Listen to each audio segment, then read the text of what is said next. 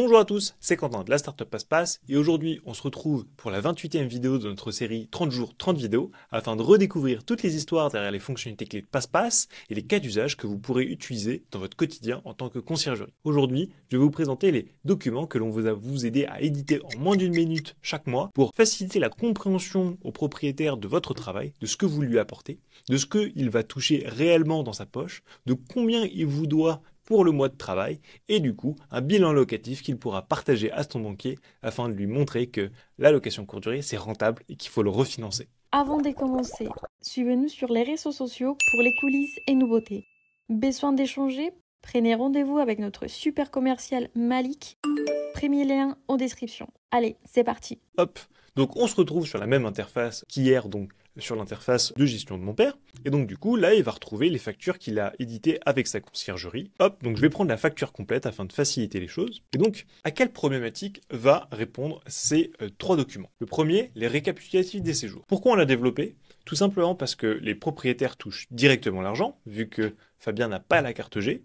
Cependant, en fait, ils ne comprennent pas pourquoi ils ont touché ce montant-là, à quoi ça correspond et qu'est-ce qui leur reste au final pour ce montant-là. Parce que du coup, ils reçoivent des gros montants, ils se disent « Waouh, je suis riche, c'est bon, j'ai lancé la colocation courte durée, c'est fini, on va pouvoir investir dans plein de logements et puis c'est bon, on va pouvoir être entier, libre financièrement, partir à l'autre bout du monde et voilà, on a de la chance grâce à notre conciergerie. » Sauf que la réalité, c'est qu'il y a énormément de coûts derrière ce virement qu'ils reçoivent automatiquement et donc c'est pour ça qu'on va essayer de le rendre le plus intelligible possible, expliquer qui est venu dans le logement, combien ils étaient, combien ils vont payer de ménage et de linge par rapport à ce montant qu'ils ont touché sur leur compte en banque. Et donc ça leur permet de pointer eux-mêmes directement qu'ils ont bien touché ces montants-là et surtout d'être d'accord sur le montant à facturer.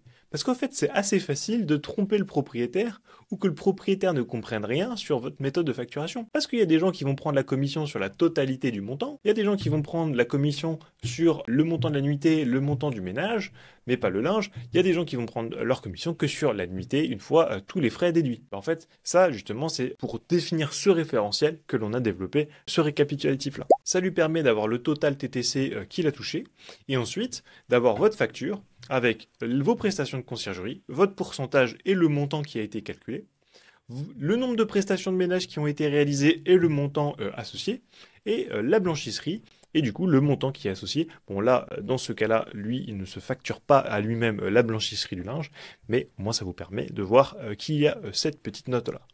Dans le cas où il y aurait eu une mission éphémère de réaliser, vous auriez pu l'ajouter dans la facturation avec un montant supplémentaire, ou alors le marquer comme gratuit, et c'est là où vous gagnez le cœur des propriétaires. C'est lorsque vous leur montrez que vous faites des choses gratuitement pour eux, que c'est compris dans vos frais de gestion, mais que vous lui montrez que vous l'avez fait pour expliquer que, ouais, vous ne prenez pas juste son argent pour répondre à 2-3 messages. Voilà. Donc après, toutes les informations concernant le compte bancaire et le libellé qu'il faudra mettre pour que vous, en tant que conciergerie, vous puissiez checker que la personne vous a bien payé, l'IBAN, et du coup, le montant qui a été déjà payé, donc ça c'est pour tous ceux qui touchent une partie de l'argent directement de la plateforme, et le montant qui reste à régler des prestations qui ont été réalisées. Et enfin, le bilan locatif, donc ça c'est le document favori des propriétaires, combien il me reste tous les mois, et surtout, vu que c'est brandé par votre conciergerie, en fait, ça peut être accepté par d'autres organismes.